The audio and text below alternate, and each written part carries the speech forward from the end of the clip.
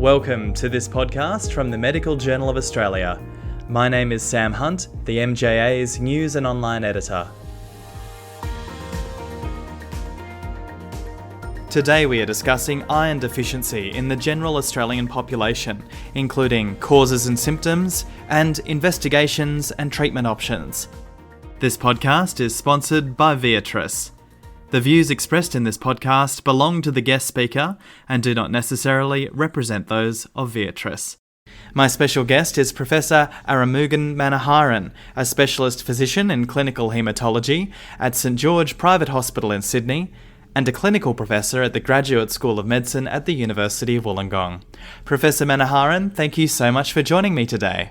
It's my pleasure, Sam. Thank you for inviting me. Professor Manoharan, before we dive into iron deficiency and the causes, can you please tell me a little bit about your background and your passion for this topic?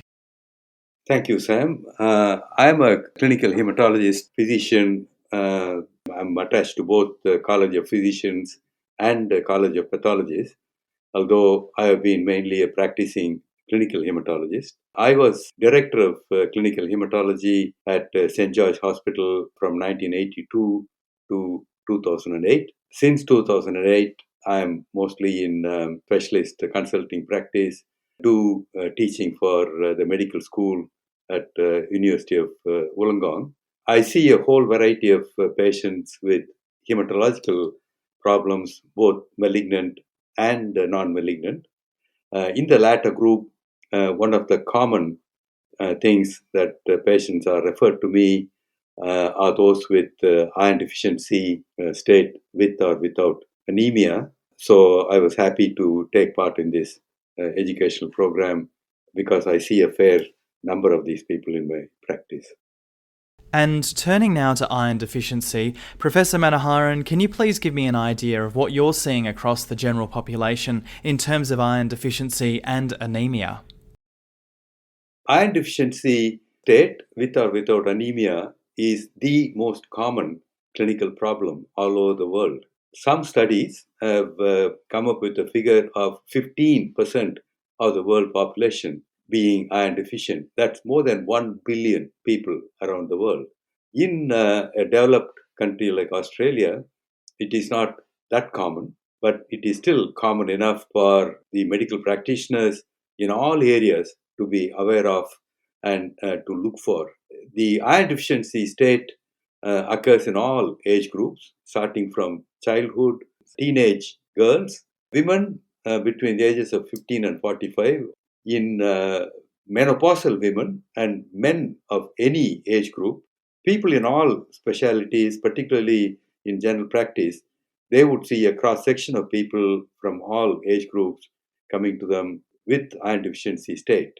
And one of the common things in all age groups is the dietary habits of the individual. For example, if they are vegetarians or they have unhealthy eating habits, that can also be a contributing factor for iron deficiency state. So I think the patients usually will present to the medical practitioners complaining of tiredness, fatigue, and generally not coping with the day-to-day demands, whether housewives looking after family or even in the work situation, they may be struggling to cope with the demands of the work. So I think tiredness and fatigue are the two most common symptoms that should alert the medical practitioners to think of the possibility of iron deficiency state. And let's zoom in on iron deficiency in children. What are some of the causes there, and what are some of the symptoms that might present? I think sudden spurt of growth is usually the time when they start to complain. And the parents will notice the child being a bit more irritable, not coping at school, and not wanting to take part in sports-related activities. In other words, a general sense of unwellness or fatigue and not coping, or even the study performance can drop off a bit if they are lacking in iron. Particularly in that age group, the dietary thing also comes in. If they don't eat a well-balanced diet that includes red meat or iron-rich food items, then that can add to the problem of increased demand and not enough intake of iron. This will become more apparent to the parent, particularly in girls, as they attain menarche 10, 11, 12, 13 years of age. They'll find the difference and they'll be concerned, and it's not uncommon for them to take the child to the doctor for that reason. And let's turn to women in their reproductive years. How do they present, and what kind of investigations should be undertaken? It's very similar, the symptom of tiredness, fatigue, not coping with the demands of day-to-day life, whether it's at home, running a family, looking after the children, or at work. And many women these days in that age group are also working, so they'll struggle to cope with the demands both at home and at work. Some people even say that they are not able to concentrate or think clearly to solve problems and so on. So it's a whole variety of symptoms, but the common thing, most common being tiredness, lethargy, and I'm not coping. So the practitioner will have a reasonable idea as to why this is happening when they take the history. The two important things would be the menstrual blood loss, whether it's normal or abnormal. If it is abnormal, is it just excessive bleeding over a 4 to 5 day period, or is that protracted bleeding for a longer period, or both? Secondly, to assess the dietary intake of iron, the common, most beneficial source is the red meat intake. So, with these, they'll have a fair idea as to the likelihood of iron deficiency state. When the GP or the medical practitioner suspects iron deficiency state, they obviously will need to do some blood tests to confirm that they are on the right track. And the common test that most medical practitioners would do would include a full blood count and normal serum chemistry, liver function test, and serum iron studies. In terms of serum iron studies, it's always useful to do the full test, which includes serum iron level, total iron binding capacity or transferrin level, and iron saturation from these two, and serum ferritin. That will give them an idea as to what level of iron deficiency that the patient has. Not everybody will have anemia, but subtle changes in the serum iron studies will put them on the right track. In patients who are iron deficient, the first one to go down is the storage form of iron, namely serum ferritin. The second thing to show abnormality would be the serum iron saturation. That will be low, less than 10% or whatever the range is for the lab. And the third and the last is the hemoglobin level. In severe cases, you will have abnormalities in all three areas. The patient will be anemic, the iron saturation will be low, and the serum ferritin will be low. But in the milder degrees of iron deficiency state, you may not see anemia, and even the iron saturation may be normal, but the serum ferritin will be low. Even when the patient is not anemic, they can still have significant symptoms, which kind of varies from patient to patient. So when they do the initial investigations, they will have a clear idea, that the patient certainly has iron deficiency state, and two, the degree of iron deficiency for them to address the problem. And Professor Manoharan, what's the importance of getting to the bottom of a cause, making sure it's investigated before treatment begins? As a general rule, it doesn't matter what age group I would recommend for the family practitioners, once they confirm iron deficiency, to get the patient back to go through with them. The I think the key thing here is to ascertain the cause and have a clear understanding as to why the particular patient became iron deficient. I would suggest a few simple questions for them to systematically go through with each of those patients. Um, Firstly, do they get enough iron from what they eat? And secondly, whether they have any abnormalities of their bowel motions, whether they have regular bowel habits or whether they have some gastrointestinal issues that may interfere with the absorption of iron.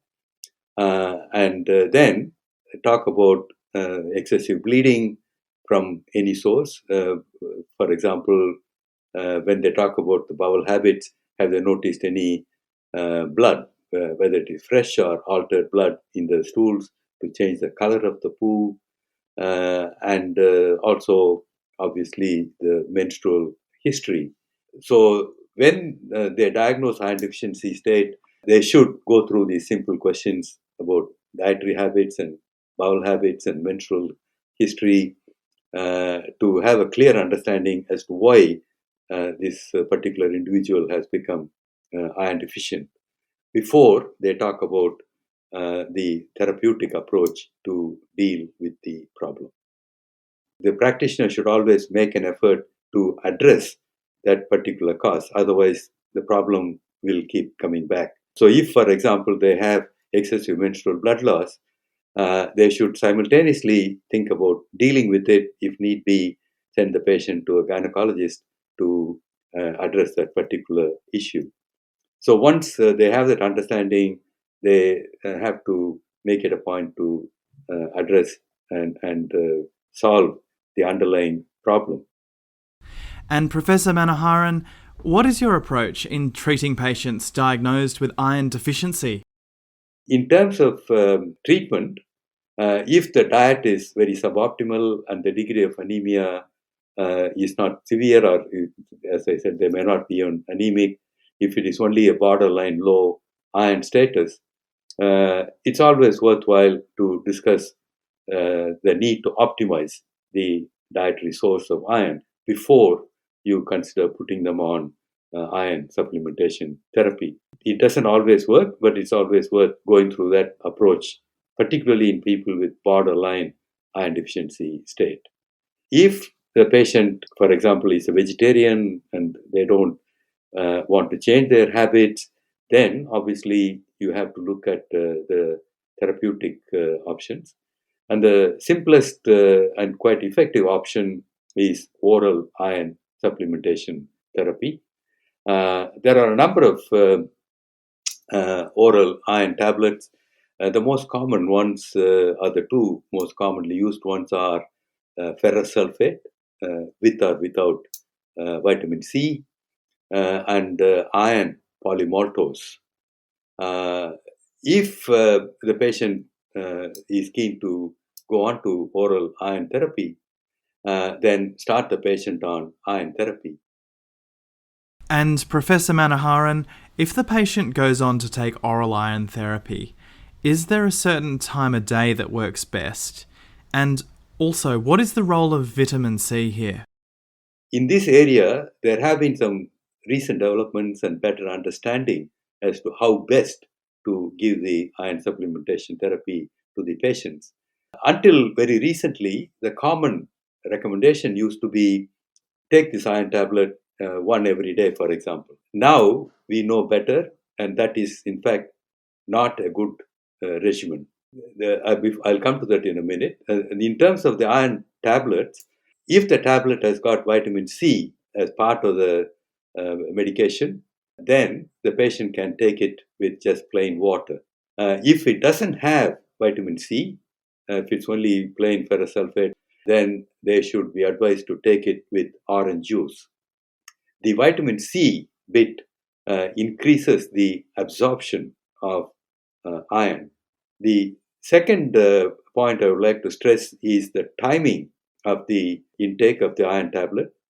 Ideally, it should be taken on an empty stomach 2 hours after a meal. If the patient has any problems for whatever reason, then it is okay for them to take it after a meal at night. The common practice of people being asked to take the iron in the morning is sometimes difficult because they have to take it on an empty stomach. The second more common problem is most people also have a cup of coffee or tea in the morning. Those two things can interfere with the absorption. So the advice should be not to drink any coffee or tea for 2 hours before and 2 hours after they take the iron tablet. So one of the pitfalls is when they take it in the morning, then the absorption is compromised. That's the reason why I say if they can't avoid drinking coffee or tea, it is okay for them to take it soon after dinner, and either with orange juice, if it is plain iron, or if it is iron plus vitamin C, then to take it with water, it would still work. And Professor Manoharan, what about dosing frequency? Do you have a specific recommendation? So far, the general advice has been for them to take one tablet every day. And some practitioners mistakenly tell them to take even 2 tablets if the one doesn't work. The problem is the body has a funny way of reacting when you take iron. Once you take the iron tablet and the iron gets into the system and the serum iron level goes up, the liver produces an enzyme called hepcidin. It is an enzyme that controls the absorption of iron from the gut. So when the patient takes the iron tablet, the liver produces the hepcidin as a response or reaction. And this hepcidin blocks the absorption of iron the following day. So the iron tablet that the patient takes on day 2 doesn't get absorbed. And that iron stays in the gut, and that creates some of the common side effects of nausea and constipation, and in some patients, diarrhea. So for that reason, it is better to take the iron tablet intermittently.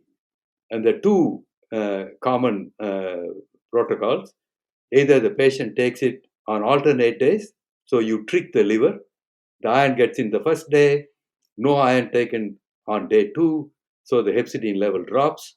Take the iron on day 3, iron gets in. So that's one way of tricking the liver and making sure that the iron is absorbed properly. Or some people say it's easier to take it on specific days, and I tell the patients to take it Monday, Wednesday, Friday, so they have specific days and they can't say I don't know whether I took it yesterday or not. And either way, it works just as well as a daily schedule. In fact, it has the potential to work better, less side effects, because the side effects are one of the common reasons why patients become non-compliant. And, Professor, if the patient does not respond to the recommended oral iron, even with alternate day dosing, particularly in those patients with stubbornly low iron, what is your alternative approach? If the patient is not responding to oral iron, or poor compliance, or troublesome side effects, total dose iron infusion is now commonly practiced in people in various specialties, including gastroenterologists who investigate these patients either for malabsorption or bleeding history and so on. And hematologists obviously can do that, and some of the medical practitioners or family practitioners also have a setup to give total dose iron infusion. There are 4 or 5 different preparations for total dose iron, which includes iron polymaltose, ferric carboxymaltose, iron sucrose, iron dextran, and ferric derisomaltose. There are 4 or 5 different things, and different centers use different protocols. It is probably done under specific with specific protocols and good supervision, because some patients can have reactions or side effects from total dose iron infusion. One of the common things that the practitioners should be aware of is particularly with ferric carboxymaltose preparation, which is commonly used. Hypophosphatemia is now recognized as a common problem. This is because it can happen with any of the other preparations, but it seems to happen much more commonly with the ferric carboxymaltose. This is because of increased phosphate excretion by the kidneys. So they develop hyperphosphaturia, resulting in hypophosphatemia. It can happen within a day of the patient receiving the infusion, and in some patients can last for up to 6 months. Interestingly, this particular complication does not happen in patients with renal impairment. So that's one group that seems to be protected from this common side effect. And finally, Professor Manoharan, you have some take-home tips for our audience. So now to wind up, 3 take-home messages that I want to stress on. 1, iron deficiency anemia is not the complete diagnosis. Always ascertain the cause and make every effort to address it. Otherwise, the problem will keep coming back. The second take-home message is, if you're going to give oral iron therapy to the patient, advise them to take it either on alternate days or just 3 times a week, either on an empty stomach or 2 hours after a meal, or if the patient prefers for better compliance, they can still advise them to take it after dinner, but avoid drinking tea, coffee, or Coke for 2 hours before and 2 hours after. And thirdly, if you are considering parenteral iron therapy, the way to go is total dose iron infusion, which you can tailor the dose for the individual patient's needs, and make sure it happens at the centers that are familiar with the protocol, and be aware of the possibility of hypophosphatemia if you are using total dose iron infusion, particularly with ferric carboxymaltose. Professor Arumugam Manoharan, thank you so much for joining me today. Thank you, Sam. It was a pleasure. Professor Manoharan is a specialist physician in clinical haematology at St George Private Hospital in Sydney and a clinical professor at the Graduate School of Medicine at the University of Wollongong. This podcast is sponsored by Viatris. You can find more podcasts on our website at mja.com.au or wherever you get your podcasts. Thank you so much for listening.